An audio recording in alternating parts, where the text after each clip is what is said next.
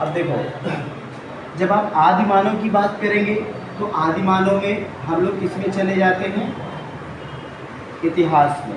वो मानव जो अपना भोजन आजकल हम लोग बना लेते हैं, पहले क्या होता था कि वो मानव अपना भोजन स्वयं ना बना करके वो सीधे, ठीक है, पहली बात तो वो था क्या,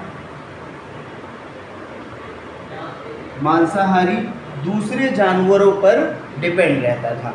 यानी जो आज हमारी लाइफ स्टाइल है, जो हमारे पूर्वज हैं, जिनके जिनके शारीरिक बदलाव, जिनके मानसिक बदलाव धीरे धीरे होते चले गए और एक समय के बाद, ठीक है, होमो सेपियंस के रूप में क्या मिलता है?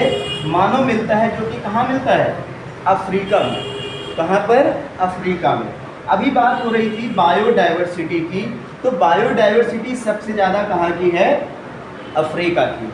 अभी बायोडाइवर्सिटी होता क्या है, जैव विविधता होती क्या है, आप अपने आसपास भी देख सकते हो। फॉर एग्जाम्पल, जैसे आप जो है खेत में गए और आपने देखा कि वहाँ पर बरसात के मौसम में अगर उसकी जुताई ना करवाओ तो विभिन्न प्रकार की घास आ जाती है।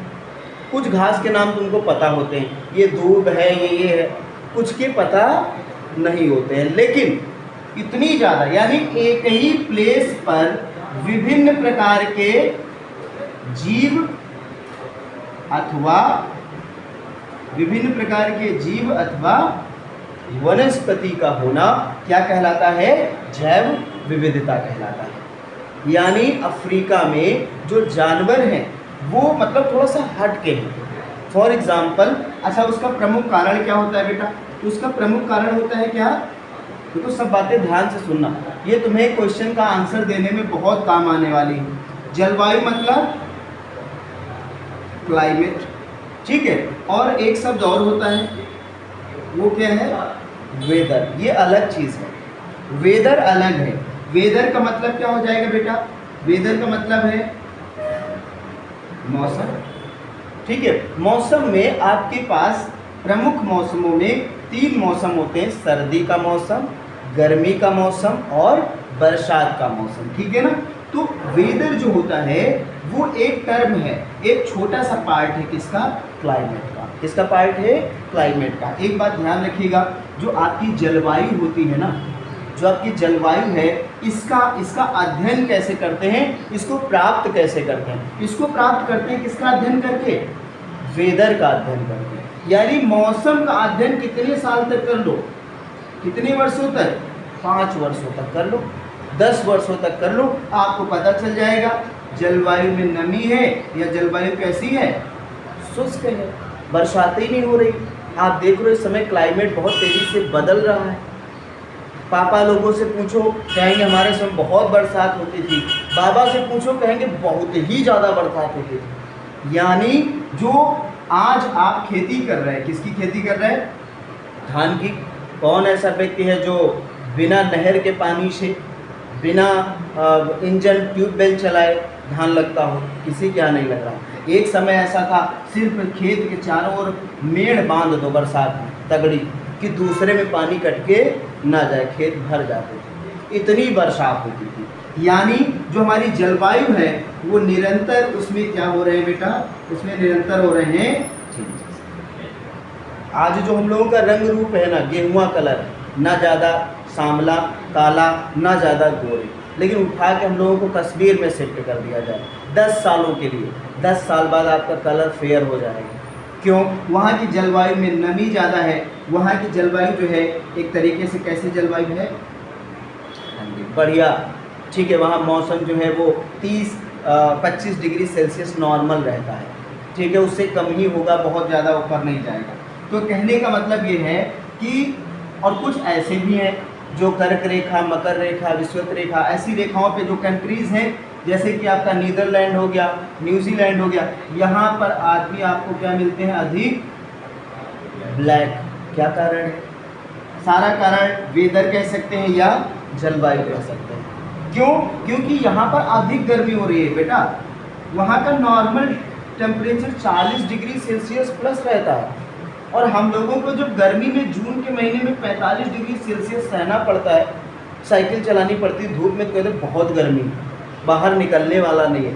तो सोचिए कि अगर उतनी गर्मी में परमानेंट आपको रहना पड़े तो आपका रंग रूप सब ब्लैक हो जाए।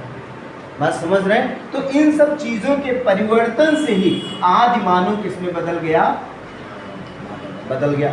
एक दिन मैं लाइव क्लास ले रहा था फेसबुक पे, तो किसी बच्चे ने पूछा कि सर वो आदि मानव जो है वो बंदर का रूप थे, तो आज भी बंदर क्यों हैं?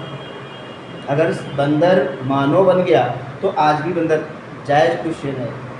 लेकिन आपको ध्यान रखना है कि आज के जो जानवर हैं, आप डायनासोर की बात करें, पीछे चले जाइए, ठीक है, लगभग 1 अरब वर्ष पूर्व चले जाइए, उस समय डायनासोर का जो है वो समय था। लेकिन डायनासोर भी पहले कुछ और प्रकार के हुआ करते थे, धीरे धीरे उनमें परिवर्तन होता चला गया, ठीक है। कुछ जलीय डायनासोर थे, कुछ स्थलीय डायनासोर थे, कुछ ऐसे डायनासोर थे जो उड़ने लगे। तो ये सब किसका परिवर्तन था? जलवायु का। तो जैसे मान लीजिए यहाँ से सब एक थे और आगे चल के 2 भागों में हो गए, एक ने अपने आप में परिवर्तन शुरू कर दिया, दूसरे ने उस जलवायु में उनके अंदर चेंजेस नहीं आए। मानव की खोपड़ी पहले बड़ी हुआ करती थी। तो जितनी भी चीज़ें हैं वो जलवायु के अकॉर्डिंग धीरे धीरे समय अनुसार बदलती चली, ठीक है ना।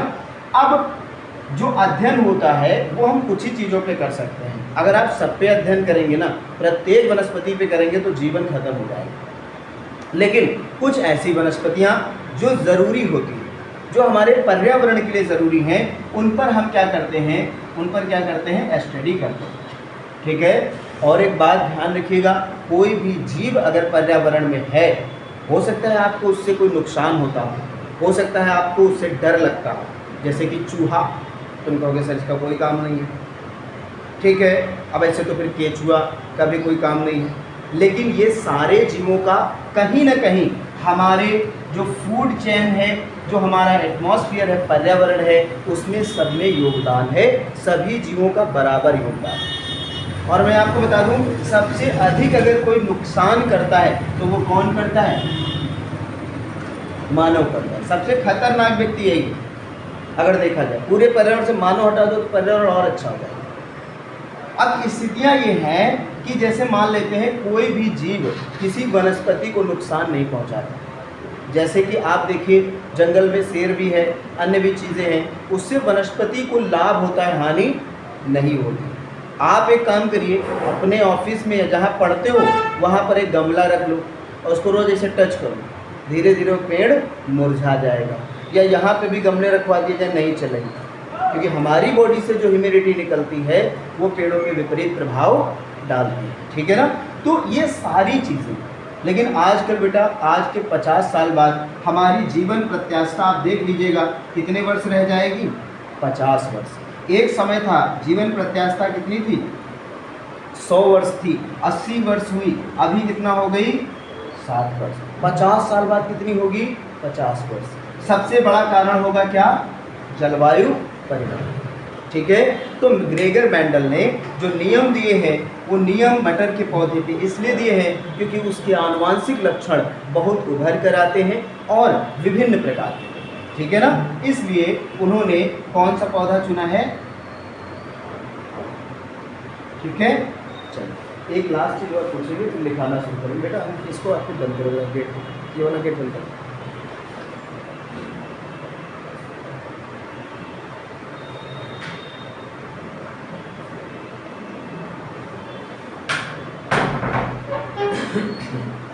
अब देखिए एक चीज इसमें आएगी इस चैप्टर में, क्या? पीढ़ी। पीढ़ी को क्या कहते हो? तो पीढ़ी को कहते हो जनरेशन, ठीक है। जनरेशन शब्द जीन से भी बन रहा है। किससे बन रहा है? जीन्स से भी बन रहा है, ठीक है। और इसी में तुम्हारा आ जाएगा क्या? डीएनए, आरएनए और प्रोटीन। क्या आ जाएगा?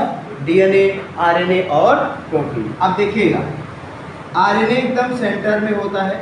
आरएनए कहाँ होता है? सेंटर में। इसके ऊपर क्या होता है? क्या होता है? डीएनए होता है। और इसके ऊपर एक सुरक्षा कवच लगा हुआ है। वो सुरक्षा कवच किसका लगा हुआ है? प्रोटीन। जिस प्रकार से आरबीसी और उसके बाद सुरक्षा कवच है किसका? WBC का। उसी प्रकार RNA, DNA और प्रोटीन होते हैं। अब इनका सीधे संबंध किससे है? पीढ़ी से। आप ध्यान दीजिएगा एक चीज़, आपके शारीरिक जो बनावट है वो दो ही लोगों को डेडिकेटेड होती है, पापा अथवा मम्मी, माँ अथवा पिता। आप देख लीजिएगा, हो सकता है आपके जो पैर हैं वो पिता के अनुसार हो सकता है कि आपका जो चेहरा है वो माता के अनुसार हो, या दोनों लोगों से हल्का हल्का मिलता है।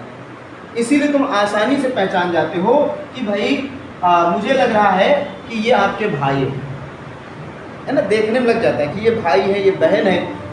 किसका कमाल है बेटा? ये RNA, DNA, प्रोटीन, जीन्स का कमाल होता है। उससे हमारी अगली जनरेशन में, ठीक है, हमारे अंदर सिमिलरिटी यानी सेम अथवा क्या देखने को मिलता है? समानता देखने को मिलती है। क्या देखने को? समानता। मान लीजिए कि माता पिता से आपका चेहरा नहीं मिलता है, इसका मतलब क्या? मान लेते हैं कि माता पिता से आपका चेहरा नहीं मिल रहा है, ठीक है, आप थोड़ा सा हट के हो गए, तो आपको फिर किसके उसमें जाना चाहिए? दादा दादी। और वहाँ भी नहीं काम चलेगा तो फिर नाना नानी या किसी अदर पुरानी पीढ़ी से भी आप मैच कर सकते हैं। क्यों? क्योंकि DNA जो होता है ना, वो कहीं ना कहीं मानव का कभी न कभी DNA सेम भी रहा होगा। लाइक दैट, मान लीजिए एक जो चेन रहती है DNA की, मनुष्य है तो ये रही होगी, लेकिन जो क्लोजेस्ट DNA होते हैं, जो ये लाखों की संख्या में होते हैं, अब जो क्लोजेस्ट है, जो एक्टिव हैं, उन्हीं से पता किया जाता है कि हमारे माँ कौन है और हमारे पिता कौन है। बात समझ में आ रही है ना? मतलब कहीं ना कहीं कुछ हमारी आपकी भी मैच करेंगे, लेकिन वो चाहिए हमको जो जनरेशन को तय करते हैं। ये कौन बताएगा? ये वैज्ञानिक बताएंगे, ये जो ज्ञाता होंगे वही बताएंगे कि यही इनके पिता हैं। तो कई बार ऐसा होता है कि आपने देखा होगा किसी घर में ऐसी संतान पैदा होती है कि वो घर में मिल ही नहीं रही किसी से। अब इसका मतलब लाखों वर्ष पूर्व का कोई DNA भी एक्टिव हो सकता, वो नई जनरेशन में आ सकता। तो DNA क्या करता है? DNA, अगर इन पे कोई टॉपिक लिखने को आ जाए, DNA RNA में अंतर बताइए। शारीरिक संरचना क्या डिसाइड करेगा? DNA शारीरिक संरचना को डिसाइड करता है। ध्यान से सुनिएगा, जब मैं टेस्ट लूंगा तो ये सारी चीजें उसमें रहेंगी। शारीरिक संरचना को डिसाइड करता है, और DNA का कार्य होता है कि जो आनुवंशिक लक्षण इसमें हैं वो अगली पीढ़ी में भी ट्रांसफर, ठीक है ना? चलिए, तो आज हम लोग आनुवंशिकता के बारे में पढ़ने जा रहे हैं, ठीक है, जिसमें ग्रेगर मेंडल के बहुत सारे नियम दिए गए। तो अब हम लोग लिखेंगे